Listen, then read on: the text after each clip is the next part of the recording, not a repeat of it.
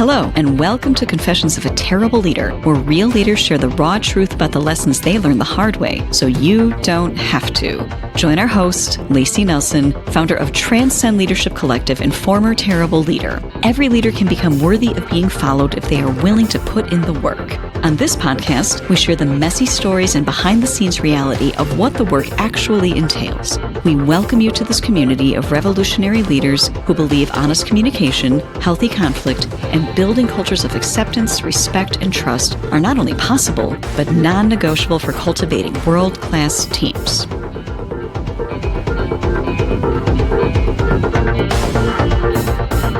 Hello, listeners, and welcome back to Confessions of a Terrible Leader.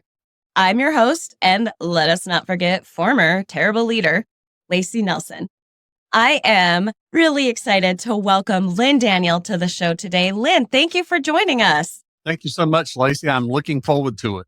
You might hear it in his voice. He's joining us today from North Carolina, and he brings a wealth of experience. He is the CEO and founder of the Daniel Group and has been helping businesses figure out how to build a successful customer journey since 1989, if I do remember correctly. Yes. I cannot wait to dive into this conversation. I'm going to be taking notes for myself today, learning from you, gaining wisdom.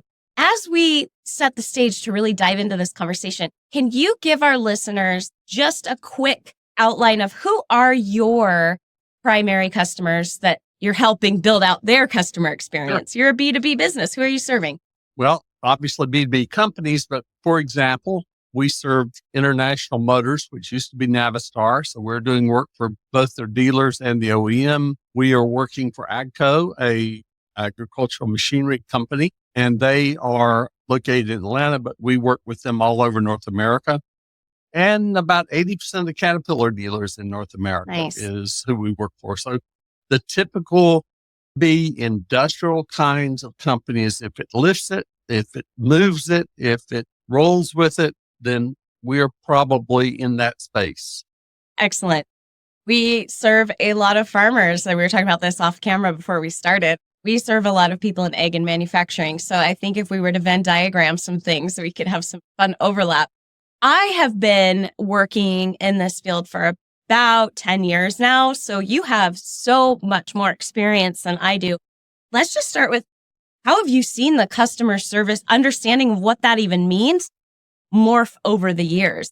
I'm sure it looks a lot different than it did when you started. Hugely different. I think one of the distinguishing points is customer service versus customer experience. When I started working, I started out in a sales job after I got my MBA. There were customer service departments, and they were generally there to handle the problems that happen after. Now, when people start to think about customer experience, they're thinking about in very broad terms. For example, if you go by a place of business, it needs to look good in order for the customer to say, hey, that's an impression. I've got to pay attention to it. And they do pay attention to it. Right. Not just what happens after the sale, but it's everything before the sale. It's what happens when you call on the phone. It's what happens when someone delivers a product to you, how it's delivered. It's that whole journey that the customer takes with your company in order to get their product or service delivered. When did it start coming into focus, or the shift or the pivot go from customer service, which is one part of the customer experience journey? When did we start to hear and understand that in the history of the evolution that you've seen in customer service to customer journey? I think it really started in the early 2000s.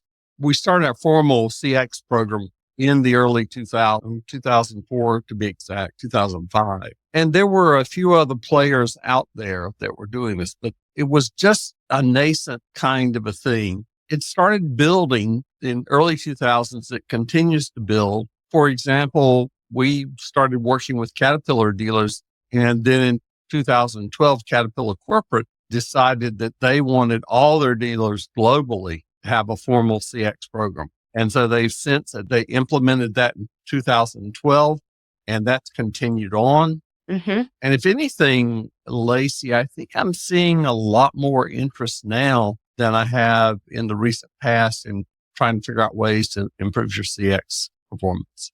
From your perspective, what's driving that interest for us business owners? Why are we all of a sudden waking up to this reality? Well, first of all, it's a way to differentiate yourself. Products today are good, quite good, in fact, in most any market. You think about, you go out and buy an automobile in the 1970s and 1980s, if you want to buy a higher end car, there was a limited number of brands that you went to. Now those numbers of brands are greatly expanded. Similar kinds of comments I could make for many other markets. Right. Construction equipment, farm equipment, you name it. So it's a way of differentiation. Secondly, I think people are beginning to discover that there's some real financial benefits to it because customers who are loyal, like doing business with you, they tend to return, they tend to spend more. And the last element of this is a really important one. They tell other people. And from our own research, we know this is the case. They do certainly tell other people. I think a lot of us, we are just not aware of all of the elements of customer service, of customer journey, customer experience, but we're impacted by them every day as customers ourselves to all kinds of things, right? That user experience, that customer experience, when you're trying to help people understand the concept and you want them to really be able to go, hey, think like this. What is like a story or a scenario that you walk them through? Many times the best way to do that is start with, well, what are customers saying? So the feedback that we provide that client is rich with ideas. It could be simple stuff like, God, I wish they'd fix their pothole in the driveway to the shop because every time I pull in, I feel like I'm going to lose the front end of my truck. Or it could be, actually, this is a true story. Parts counter, they had a strange thing underneath their door and it was causing people to trip. So that's the kinds of things sometimes we're talking about. Sometimes it's more important things or bigger things, I should say, communication. But you can learn a lot of that from your customers and what they're saying to you. And particularly since we're now doing mostly phone interviews, live interviews, still, we record the calls.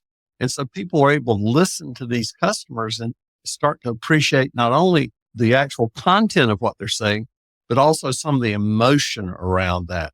Emotion is a powerful driver for customer experience, far more so than rational satisfaction. Emotional satisfaction is that kind of icing on the cake for good CX. Yes. Yes. Do I feel good having an interaction with you, no matter what level it is? Do I feel good? Did you improve that moment in my day? Mm-hmm. Yes. There's so many aspects to it. For the listener that is like, yeah, I think we do a pretty good job at customer experience, but they don't really have any hard data around it. How do you know, as an owner, how do I know that I need to up my level of excellence when it comes to my customer journey? What are some flags to look for to go, I might need to call the Daniel Group to help me out here? First of all, walk through your places of business and see if the employees are smiling. If they're not smiling, then more than likely, you probably need to pay attention to what's happening with your customers. Secondly, it's very easy to do a really short pinpoint market survey with several of your customers or a focus group with them. Although focus groups tend to not be as helpful in this particular situation because there's a relationship that exists between the company and the customer. And sometimes that relationship gets in the way of being honest with each other. Yes, absolutely. We see that in a different regard when we facilitate the 360s and help bosses really understand how they're being perceived. I imagine it's similar dynamic. From what you do, I'm sure you can appreciate that does get in the way, and I've seen it get in the way. And the last thing I will say, Layci, most of the times that I'm dealing with a client or a potential client, they say, well, our customer service is great. Most likely I could take a bet on that one and say, it may not be as good as you think it is. Mm-hmm. Our tagline is measure, manage, improve. So you got to start with that measure piece first. If you don't really know what it is, then more than likely it may not be nearly as good as you think it is. Right. Absolutely. For us, that's why employee feedback is so vital when we're working with leaders. Do you often find that people are overestimating the value or the perception quality from their customers? Do they go in typically thinking they're doing better than they are, or is it really across the board variance? Most of the time, they think they're doing better than they are. Yeah. We've had some situations where, depending on the person I'm talking to, and this happened with one big OEM, they'd been at it for 3 or 4 or 5 months. And one of the senior VPs called our contact in and said, this data can't be right. We can't be doing that well. Well, the problem was he was the one that had to sign off on the really, let's call them the infrequent but major catastrophic problems. Yep. He was handling all the major legitimate fires. So all he saw was houses that continued to burn. Yep. To him, everything was wrong. Generally, that's not the case. Most people do overestimate how they're performing with their customers. Absolutely. When they get the data back, does it change their tune? Are they able to receive it? How do you know this organization actually is ready to redefine excellence versus I don't know if they're actually open to the work that it's going to take to get where they think they want to be? You're in more of the employee development side of what you do. We're on the customer side. What's that stages of acceptance? Oh, yeah. That one has to go through? Yep. Awareness, acceptance, and action. Yep. Okay. So typically when they start getting feedback, and keep in mind, we've developed our own platform. So they're getting feedback continuously. And first period of time, we start hearing, that can't be right. That customer wouldn't say that about us, or that didn't happen. Then over time, once more information starts coming in, you realize, well, yeah, you probably did. This particular location, which you thought was a great location, is not performing very well. At some point, they start to realize, okay, this is for real. Right. And this is where I think really effective senior leadership comes in to understand what they need to do to change and to help people to change and improve. And this is where it's really critical for the senior leaders of a company to be very much involved in CX improvement efforts. Oh, yeah. I would imagine much like us going in and saying, hey, we're going to help you reorient the way that you are engaging with employees. If it's not believed and there's not buy-in and actually even a level of co-creation from the top, they might as well pay us to throw a dance party. Like it's about the same effectiveness they're going to get. Yes, that executive leadership is so critical. And I can think of several of our clients that where the executive team just recently has really sort of stepped up to the plate. It's amazing what we're seeing in terms of their performance. Their scores are improving. We're seeing more engagement throughout the company. They're actually taking this information. They're using it and saying, okay, we need to work on this. Right. And where the head goes, the body follows, right? Bingo. Yes. I want to switch gears a little bit and talk about your journey as a leader. You've been leading your company since 1989. That is a long time to learn some things, and you are still in the game. Tell me just a little snapshot of the Sparks Notes version, Cliff Notes version of your evolution from 1989 version Lynn Daniel to 2024, almost 2025 version in the evolution of understanding yourself as a leader. I know that's a huge question that I just asked you, but give it your best shot. I need to divide my time in the company in sort of 2 phases. One, when I started in 89 to about 2000, we were very small, 1, 2, 3 people. And we were focused more on just project work, marketing, research, strategic planning. In the late 1990s, I started noticing with some of the clients I was working with, there just wasn't this appreciation for customer retention. They weren't measuring customers that were leaving them. Yes, they knew the big ones. Others were leaving too. And so I started realizing when I was paying attention. So this led me to start work with Blanchard Machinery, which is the Caterpillar dealer in South Carolina, which I'm proud to say they're still a client after all these years. Yeah, that's amazing. And it really led to our Experience Connect program that we started now. But along the way, I had to deal with, oh God, we've got to build a platform. I didn't want to hire a programmer because I didn't know if this thing was going to work or not. Right. And they're expensive. And yes. very expensive. And then the hired an outside company, and first proposal I got, I said, holy shit. Yeah. But we did it. And I mean, it was pure, I won't say luck. Luck always plays a role in anyone's life. Right. Whether they want to admit it or not. I agree. Success is opportunity meeting luck. Exactly. Yeah.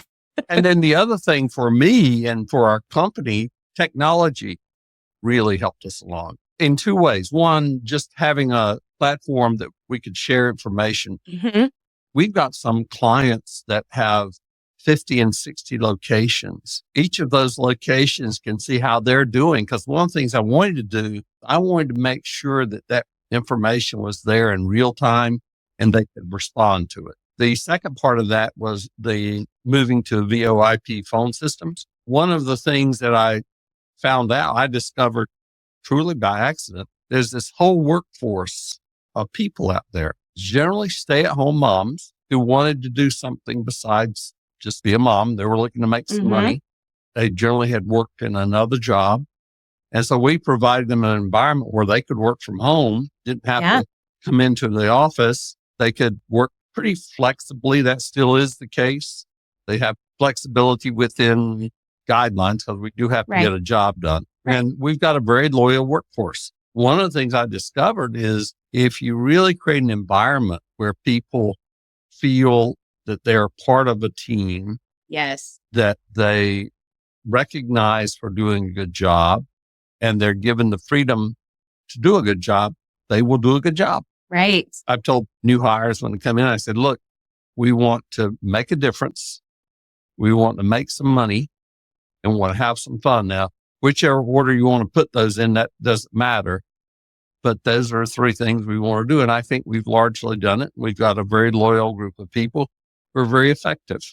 If you were to look at yourself as a boss, let's say 20 years ago, even, we'll just go 20 years, in the early 2000s, to the way that you are a boss now, is there been a change in what it's like to work for you? Now, that's an interesting question. First of all, I don't think I've ever been an overbearing boss. Some people might say that, but I don't think so.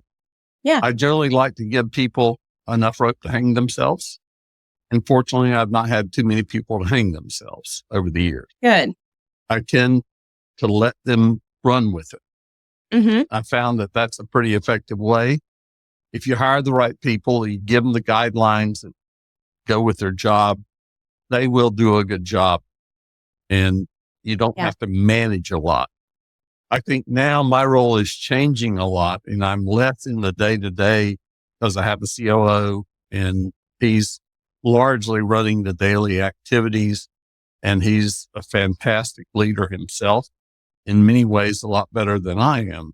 But anyway, my role is changing, has changed. I'm focused more on the things like this and being out public, giving speeches, etc. Right. How did you know it was time for you to get a COO? How did you go, oh, I need to step into a different phase? And when you say he's better than you at things, what are those areas where you're like, this is not my zone of genius? He's actually does way better than I do. You know, starting out as a consultant, I thought, well, when I get ready to retire, I'll wait till the lease runs out and cut the lights off and disconnect the power and go retire. Right. Well, now all of a sudden back then, okay, I got some business that has some value to it. And also I've got a lot of people who depend on the business. Yes. Changes the game. It changes the game. And I really wanted to find a person who was able to be an effective leader and work in our culture. Because our culture is, well, all cultures are different. I think ours is different. It's not for everybody. You know, a hard driving, overbearing person would not work here. What I've learned about myself is I'm much more of an entrepreneur. I'm much more of a thinker about what we need to do. Probably less good. I never was great at it, but as I've gotten older, I'm less good at the day-to-day, keeping clocks working and all that stuff.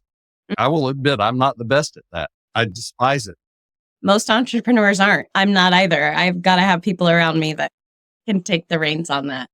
You do it because you have to, but then you quickly realize, I don't like this I don't like much at all. I'm not very good at it. Right. I really am not. I'm just not very good at it. Right. Well, it's come to that point in the interview, Lynn, where I invite you in to the confessional to share your story of your own experience of leadership mistakes, missteps that you've made, or a story of one that you've made in your past, and then how that shaped you and impacted the way that you lead today. So welcome. The floor is yours. Let's hear your confession. My biggest mistake, I believe, you've probably been through a similar phase. You start out, you struggle a bit, you have to get it moving. You get it moving, you start making some money, you feel, I can breathe. breathe again. The credit card bills are paid off and that kind of stuff. Yes. But also, I think what I did, I started playing small ball too much. Talk more about that. When I say small ball, probably should have been more willing to experiment with things way back when. And it wasn't because I just wanted to hold on to the money. It was more about, I guess, didn't quite have that team in place to help do it. Yeah. And secondly, you're working in an environment where you've got a lot of your business in one sort of big group of customers. You're thinking, okay, am I going to lose that group of customers at some point? Well, I think that time is long since behind us. But I think just really not pushing down on the gas. In my own experience, it's like I learned the lesson and then I think I got it and then I have to learn it again a different way. What was the moment or the experience? Did it come slowly over time or was it an epiphany of I got to push the gas pedal all the way down? It really happened, I think, when I brought Doug, the COO, on board. Okay. And when did he come on board? How long has he been there? He's been with us 9 years. Okay. I hired actually it turned out to be his ex-college professor, who was a industrial psychologist. I didn't want to hire a headhunter because the hit rate on headhunters is, with all due respect to the headhunters, the hit rate is not that great sometimes. But we took a different approach. That sort of spurred me to do a lot of thinking about not just the new hire, but also about the organization. And I think one of the impacts it's had on me is I'm probably the one now who's pushing the pedal a lot harder in many areas, specifically our tech area, to get some things moving. Maybe because I'm out of the day-to-day fire, I can push a little harder than perhaps I used to. That makes a lot of sense. So it sounds like you get a lot of fulfillment, joy, classic entrepreneur in the big ideas, the R&D, the, hey, let's try this. Yes. And see what happens. That, if you don't have the space to do it because you're running the day-to-day, it is a lot harder. You know, Layci, I think another thing about this is since I'm the primary owner of the company, yes, it's to a degree, my money I'm gambling with. So I have the flexibility that others in the company do not have. And I think 100% to urge them to do something or to provide air cover, if nothing else. I've always said to people that are in our company, don't come to me to ask permission. You come to me to beg forgiveness, because I'd much rather see someone try something and fail than for me to tell them or ask me what to do. I try to provide some air cover for our team to do things that maybe otherwise they would not do. Yeah, that's so important. The permission to fail is huge. When we're helping teams figure out why is their innovation lagging, one of the first diagnostics we look at is, have you given them explicit permission to fail? If you haven't, well, that's the first roadblock we got to get through. This has been such a great conversation, Lynn. I'm sure we have some listeners that are like, we need to understand what it means to have an excellent customer journey. We could use some help. The data service sounds amazing. How do they find you? What's the best way to get a hold of the Daniel Group? Obviously, our website, www.thedanielgroup.com. Excellent. My email address is lyndaniel@thedanielgroup.com. lynnn.com. It's LYNN. My phone number is 704-749-5018. Always Love looking it. for a chat. Thank you, Lynn. We will drop all of that into the show notes, and people, please connect with Lynn. I look forward to continuing to follow your work, follow you, learn from you, and hopefully have more conversations in the future. Thank you so much. Thanks so much, Layci. I enjoyed it. All right, listeners, you know the drill. Until next time, go manage like a leader. Thanks for being part of this community of revolutionary leaders who believe honest communication, healthy conflict, and building cultures of acceptance, respect, and trust are not only possible, but non-negotiable for cultivating world-class teams. If one-to-one coaching, engaging workshops, or strategic planning that is actually useful are anything that interests you, make sure to head over to transcendleadershipcollective.com to check out our free resources. Confessions of a Terrible Leader is hosted by Layci Nelson and produced by Mary Scott. Music is by Leif Olson and Mary Scott from the band The Number of Months. Thank you so much for listening. Don't forget to like and subscribe and leave us a review. And until next time, go manage like a leader.